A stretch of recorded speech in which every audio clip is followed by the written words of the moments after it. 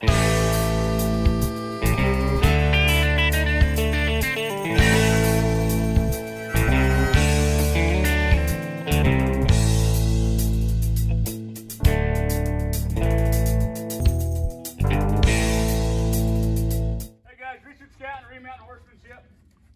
I just want to talk about balance or not balancing on your reins and some things we can do to help not need the reins for our balance.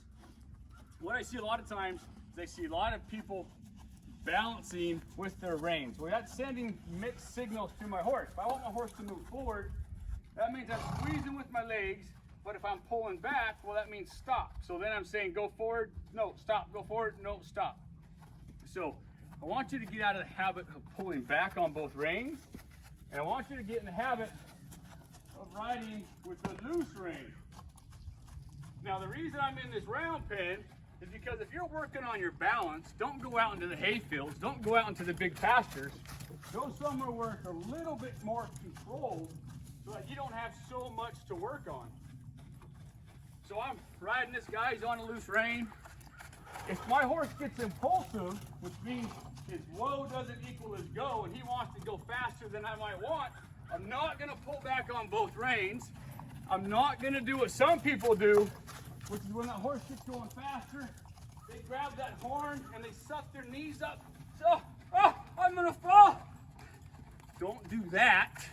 What I want you to do is get in the habit of, man, my horse is getting fast. I'm going to push my boot heels down to the ground.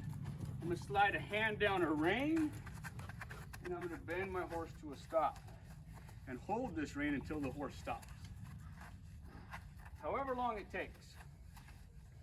As soon as he stops, then I'll let go of the rein. Oh man, thank you so much for stopping and bending that rein.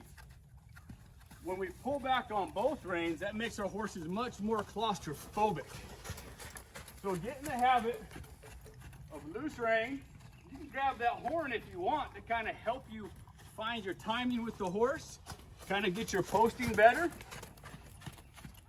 Something else that can help you with your balance is I'm very aware of how much weight I have in each stirrup. I want to have even weight in my stirrups. I want to have even weight in my seat bones. I don't want to be trotting and have more weight in my left stirrup. I'm going to keep posting my way off the horse. And I don't want more weight leaning back, because then that's just horrible. Your feet go in front of you, and what are you going to do? And don't lean too far forward. Then you get the horn in your gut. Your feet suck back. If you're wearing gut hooks, it'll spur your horse.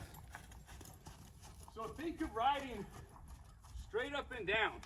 Try to keep your balance right in the middle of your horse so you're not hindering them in any way. Don't pull back. Slide your hand down. Don't do nothing with this rein. Bend them around. Wait till they stop. Oh, geez, thank you. And get your balance back together. And then you can come out in here and do it again. I was teaching a clinic and I had this guy, he's a good friend of mine, so I'm not picking on him. Whenever he would canter, he would always pull back on his horse. Always pull back. So I had him come in this round pen, put his reins over his horn, and I made him trot. Wherever we're going. No hands. Oh, sped up too fast. Well, guess what? I'm not going to freak out. I'll just pick my reins up and bend them around. Gain control of your horse. Loop those reins over your horn. Start at the walk if you're not confident at anything else. Wherever he goes, I'm going with him. Much better choice to go with your horse than go down there. I'll take that any day. We're posting. I'm up here being a passenger. Stretching his head down. Oh no, it's an oh no moment.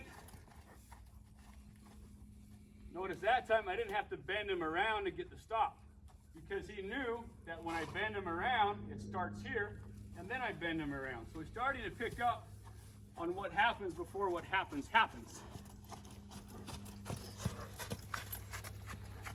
If you need to, you can hold that horn. If you need to, you can push on those withers. That makes a triangle, strongest shape. That'll help you stay seated. Pay attention to which foot is heavy. You have even pressure on your feet. Keep them trotting. I've never done this before. This horse is in my horse development week. So ask your horse to canter.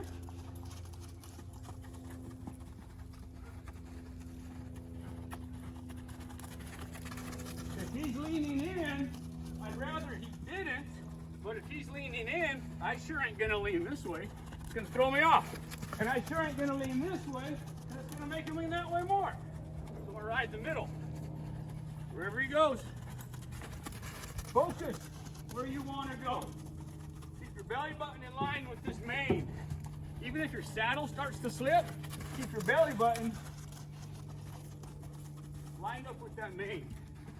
Ooh. I sat deep, he broke gait. Ooh, picked up the reins and he stops. That was really good. If he didn't stop or slow down by me sitting back, then I would have very casually picked up a rein and brought his nose around. So, just a quick recap. Don't trot or canter, pulling on your horses as you're saying go. Be fully committed. Find that grit in your gut. Be fully committed to moving out. Push your hands forward. Give your horse somewhere to go. Don't be doing this jobber. Oh, please trot. Please trot. Oh, Jace, not that fast. Oh, just trot, please, please. Push your hands forward. Trust in your horse. Let them do their dang job. And don't ever, it's human nature to do it. But don't, when you get scared, you got to push your boot heels to the ground. Don't be doing this stuff. A lot of horses won't stop when you do that.